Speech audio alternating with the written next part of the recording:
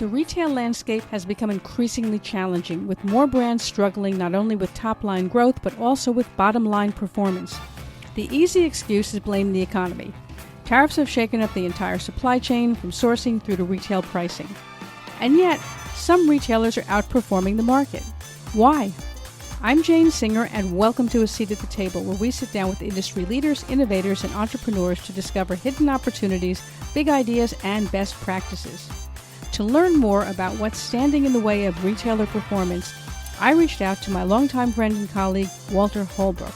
Walter is a leading retail consultant with a sharp understanding of exactly what successful retailers are doing right and why others are struggling to keep up. In this podcast, he discusses the often overlooked problems that are preventing retailers from hitting sales goals and draining profits.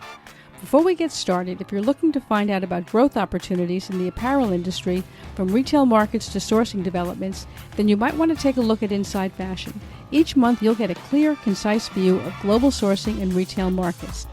Join leading supply chain and retail executives worldwide who trust Inside Fashion to help them benchmark performance and anticipate what's next. You can learn more at InsideFashionLive.net. I'll also leave a link in the show notes. Now let's sit down with Walter and find out what retailers need to do to get back on track. It's so wonderful to have you back here. It's been a while, hasn't it? It has, but you know what? I always appreciate the time with you. Well, it's wonderful to hear from you. You have so many fantastic insights to share, Walter. If there's anybody who's really on top of what's happening in the retail scene in the U.S., it's you. Well, I appreciate that. That's very kind of you. Yeah, absolutely. And there's a lot happening at retail right now. I mean, tariffs have sort of been put to rest at the moment. They're fixed at least, so there's less discussion around that. But now, we're heading into the holiday season. And of course, with the tariffs, costs will be higher. What are the big things that you see happening right now at retail? What's the situation that you see unfolding? Well, I continue to see what I would call operating inefficiencies within, the brick and mortar piece. It continues to be frustrating. For the most part, I see it in 4 or 5 stores, certain brands that continue to struggle. They're the ones that I think everyone's pretty obvious about. Certainly Target and Kohl's and the dollar stores. I mean, they continue to struggle. And I think a lot of it in the dollar stores, that issue, I think, is sometimes ingrained in that business. You don't always see the opportunity.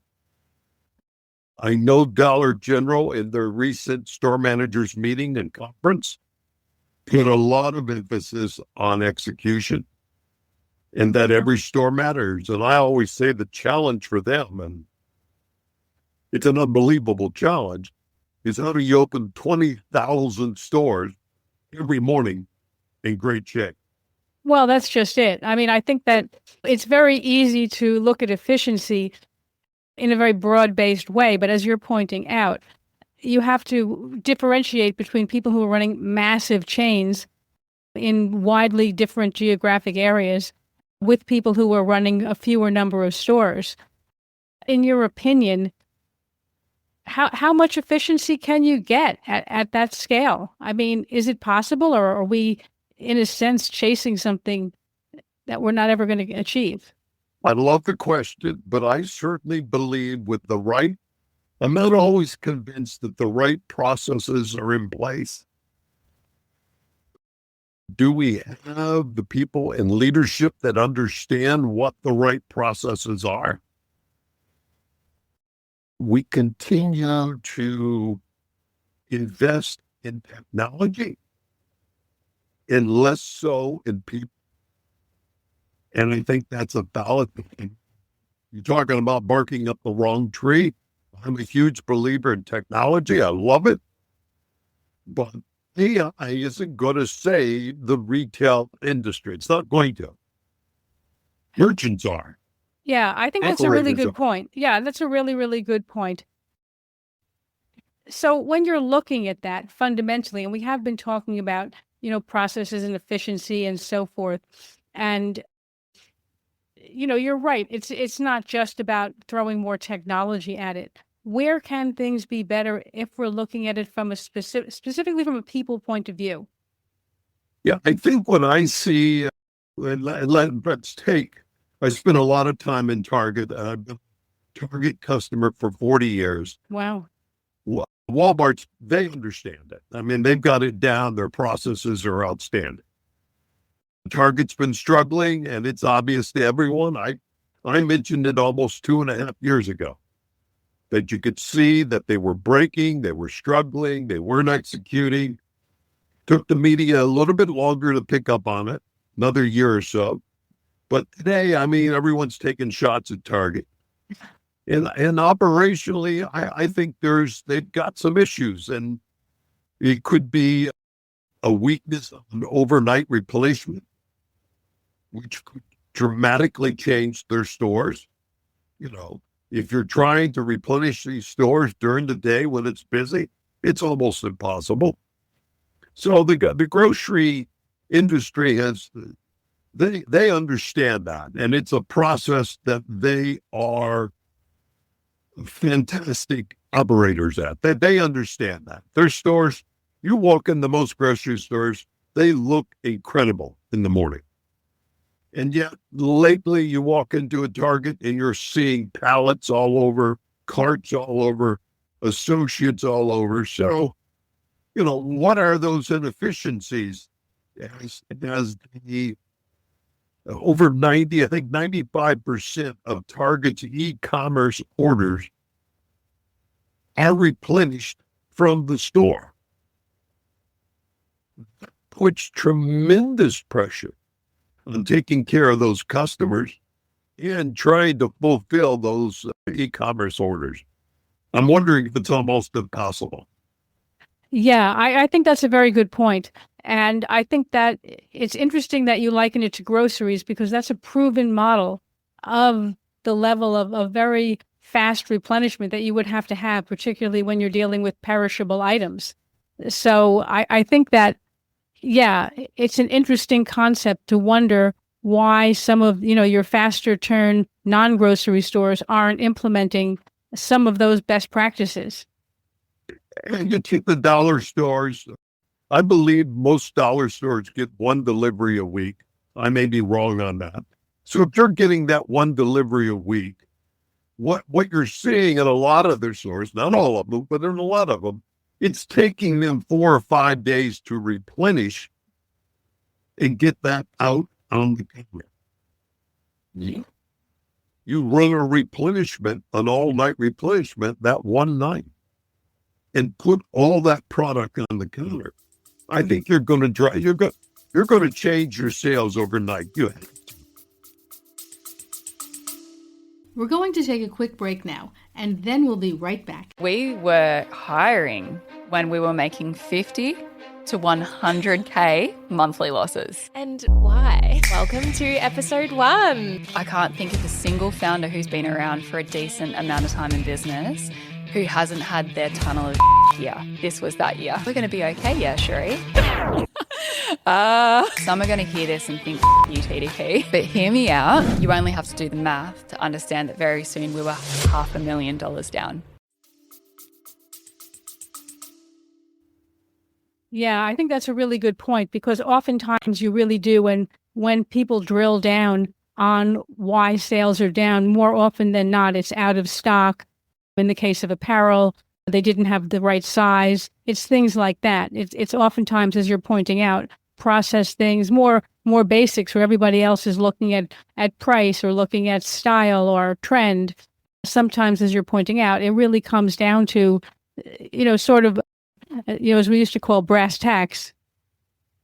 Yeah, and I think the other thing that I see a lot of is what I call corporate sponsored inventory issues, in which they aren't replenishing the product quick enough. Every case on that is Ross stores. Yesterday I was in a TJ Maxx and in a Ross store. They did the same thing in Ross, and their sales have been flat now for a few quarters. Like, all you need to do is fill them up. Get some product in there. The counters are half empty, They do 25% of their business in the home. Yet you visit a Ross store and their home is empty. You don't see that at TJ Maxx. They have no problem putting inventory in their stores. So what do you think is holding Ross back from doing the same thing as TJ Maxx? Couple things. It's the Ross way of doing business.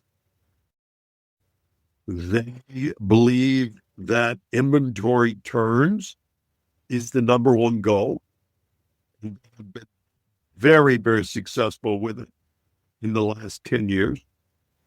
Their new store strategy, where they're putting on a plus 100 stores every year, keeps Wall Street very, very happy.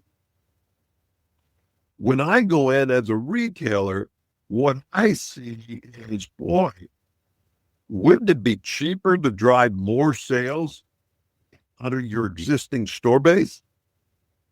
Wouldn't your margins be up there? Sure. Or maybe you might do both. New store strategy and drive more sales out of your existing stores. I think that's a win-win. Ross did hire a new CEO last year, Ray from Boot Barn, which I love Boot Barn. Fantastic brand. And I haven't seen any change in strategy. Now, is he still getting his feet wet? Is that board still holding on to some of those old ideas? Or will he finally change some mind? The opportunity is there.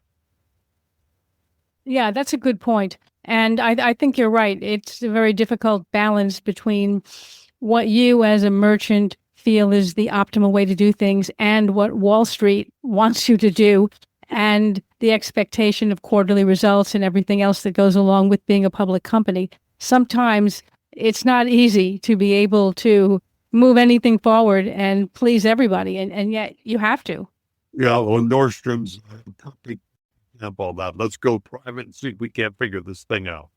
Yeah, so, yes, point's well taken. Yeah, that might have been the best move they could have done. I don't know. It's still early days, but I think that is a big part of the problem that a lot of U.S. companies face. Right, is these quarterly earnings reports that everybody is sort of held accountable to above and beyond anything that might be achieved if you had a little more runway.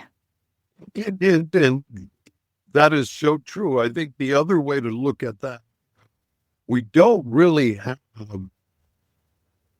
the flexibility with the leadership in these retail companies that can say it's not always the microeconomic conditions that are causing our problems. We could do a better job operationally, bringing in some better type merchandise, more fashionable, so forth. So you don't hear that. And I think that's unfortunate, because if the CEOs were a little bit more self-aware of the opportunities, and maybe they're just scared to say it because Wall Street will bang them in the head. I think it would help the industry if we could focus more on opportunity and potential. Oh, absolutely.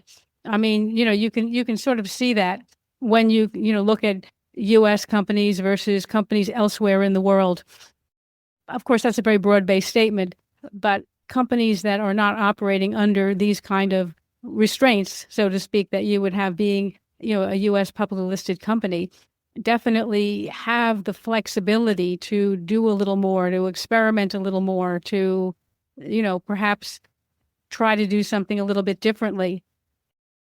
It's interesting, as you're pointing out, some of these people have been doing badly for a very long time, and yet they're competing against people who are in the same economic landscape, so to speak. So you have to wonder, why are some doing well and others not? I mean, we have a recent study that we've just done about that. I think it's interesting. What's your take? I think when as we're talking about this, what's flashing in my head is Kohl's. Here's a company that is on the verge possible collapse if they don't get it turned around. And what you don't see is anyone laying out a vision of what it could be. In my mind, as you could say, maybe I'm an amateur retailer today since I don't do it every day, but I'm in stores almost every day. When I go to Kohl's, things that I see is obviously you're extremely heavy in inventory. And you could make things a lot easier for yourself if you just cut back on your orders. You're marking down a ton, huge labor costs. Get rid of the rounders, put some four-ways in, creating a vision of shop within the shop, similar to what they've done on the beauty side. So, I do think there are some quick fixes that companies could do, like Ross, turn up the inventory, turn up that inventory a little bit and see what happens. I don't know why there seems to be a lack of boldness, I guess I would say, on the retail vision side. I think that's a very good point. And I think that, having come through so many years of a very chaotic, unpredictable environment, it's always unpredictable, but, with COVID having come through and all the complications around that, and we barely get out of that. You have inflation, you have high interest rates, then we have tariffs.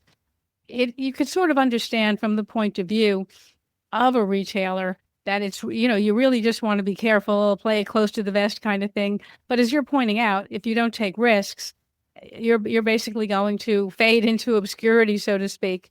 So, how I think it's not easy to figure out what's the happy medium in that. I think your point about bringing in shop, though, is really very clever because you're able to create that excitement and that newness and let that other brand sort of take some of the load, if you will. I think in Kohl's case, they have, there's to me, the secret sauce of brick and mortar retail is creating that exciting, entertaining, emotional environment around compelling merchandise. That nothing's changed there.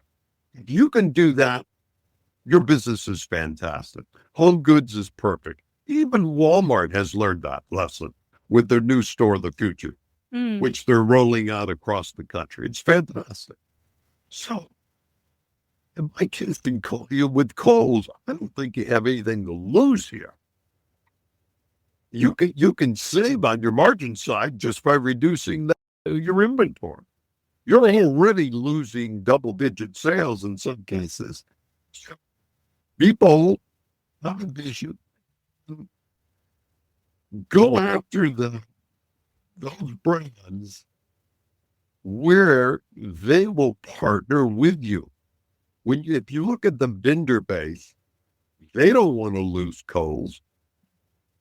They can't afford to lose Kohl's. So I think you go back to your old vendor relationships as a merchant. How do we create that shop within the shop? What kind of fixtures can you bring on to make it look different? A perfect example of that right now is what I call the Gene Wars. What's going on between Beyonce and Sweeney and Lanny Wilson with Wrangler. Well, I haven't been able to find a Lanny Wilson Wrangler promotion in any store yet. So why doesn't Kohl's? Why haven't they created? Here Wrangler went out, created this fantastic brand with her, Western, which is on fire right now, and created a shop within the shop, within that store, that would, just, wow, that's what's missing. Yeah, very good point. And I think that, circling back to what we were talking about before with supermarkets, it's interesting to note that supermarkets, which have probably the thinnest of thin margins, have actually been sort of at the forefront of creating in-store excitement, the higher end ones at least. I mean, it's just amazing when you go into some of these supermarkets, like you said, shop in shop, little vignettes that show a table, with laid out with all kinds of things to inspire you to buy not just the one thing, but multiple things, including tableware and all kinds of, paper goods and things like that. And yet you used to see that in department stores, at least. So it's almost like supermarkets have taken the playbook from department stores, and department stores have now come to be what supermarkets used to be. Well, I think in my visit to Wegmans and Astor Place in Manhattan, I'm a huge believer in, I know everyone's nuts about Aldi, and I understand why. They have their piece. It's the largest growing grocery store chain in the U.S. But give me the butcher, the baker, the candlestick maker. Give me a little emotion, entertainment, and Wegmans does a fantastic job. Yes, they do. Food can. They've sort of gotten away from it. They've become too much, Amazon. Amazon's still convinced that customers shop for technology over groceries. It's certainly held them back, I think, for years. But I agree with you. I'm one of those believers that Italy, I love going to their stores. The one in Boston I was in recently, just incredible places. Couldn't walk in there. They were so busy. So, yeah, the grocery business can be a lot of fun. And it's not necessarily all e-commerce where all the excitement is. Oh, absolutely. Absolutely. I mean, there's never been, in a sense, a better time. I don't know if you agree with me on this, for physical stores to reinvent themselves, because now we do see people who have not abandoned e-commerce, but there is definitely, as we all know, a migration back to physical stores. So the opportunity is there. Oh my God. People love to shop, right? Someone said to me, one of my European connections, what do you think it is, Walt? Because it is different in the U.S. I said, because shopping in the U.S. is a hobby. Yes, true. What we do. Mothers take their daughters out on a Saturday and have lunch and spend the day shopping. I said, that's what we do. Families go to the mall. That's all part of who we are. Yeah, that's very absolutely true. I mean, certainly that whole mall culture, which was dead for a while, but definitely seems to be coming back, with those malls that have figured out how to attract people and create interesting, destinations. And you're right, shopping, yeah, it's a hobby.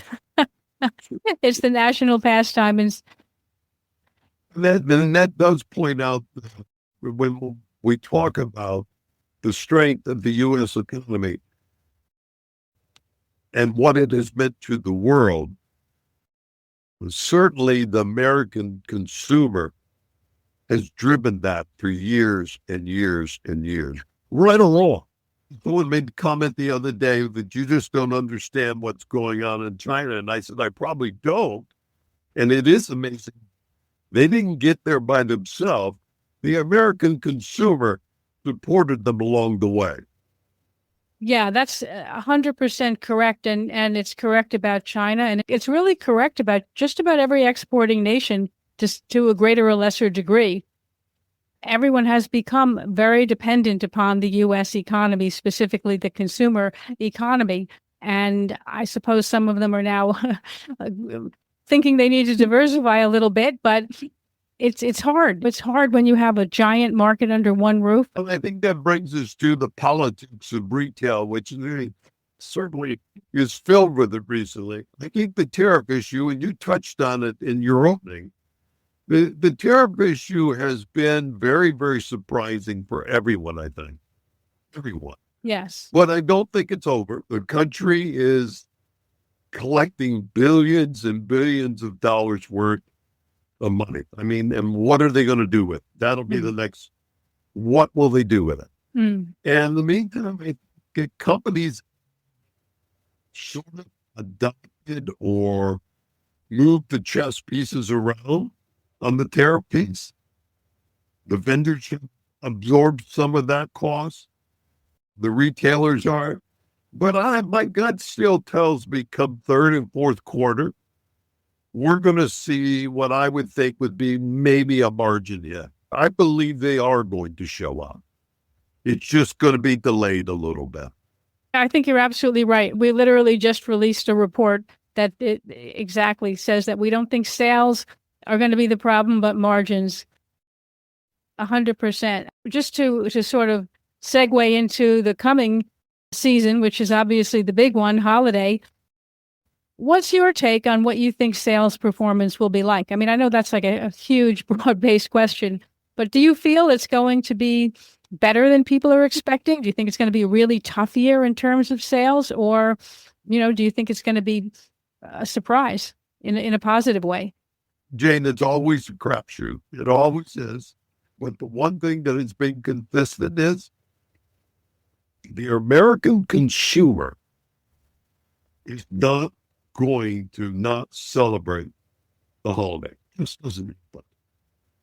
In time to time, they come back and re-energize the economy. I think the bigger question is, do the top big five reap all the benefits, and then everyone else suffers a little bit? That's a very good point. We have seen a lot of that. That big five continues to drive market share and take a bigger piece of the pie. And I think that's the biggest challenge for most retailers. Yeah, absolutely. Absolutely. What truly is going on? Now, I do think you've got to throw that tariff piece back in. If you're adding 45% or 40% to that piece of clothing, it's no longer a $10 item. It's a $14 item. Mm. And when I go to a Walmart, what amazes me about Walmart is the price points in apparel that are below $5. Right. Amazing. Especially in kids. And I always say, and Costco's another one, I will point this out. I've said this now for a couple of years. Costco understood quickly how to find this, and they brought brands in and they kept the price points between $10 and $20. So I think there is a way for retailers to things aren't quite as easy as they were. Yeah, for sure. Absolutely. It may be interesting to see how that works out. Well, Walter, you've shared so many interesting things. You really have this in-depth, hands-on knowledge of retail that very few people have. So thank you so much for joining us here today. Oh, my pleasure, Jane, as always, and thanks for the opportunity. Thanks for being with us here today on A Seat at the Table. If you'd like to see some of the other episodes, head on over to our podcast website at seat.fm. That's SEAT.fm. There's also a link here in the show notes. And if you're thinking that you'd like to be a guest on the show, you'll find information on how to apply there as well. Thanks again for joining us. I'm Jane Singer, and I will see you in the next episode.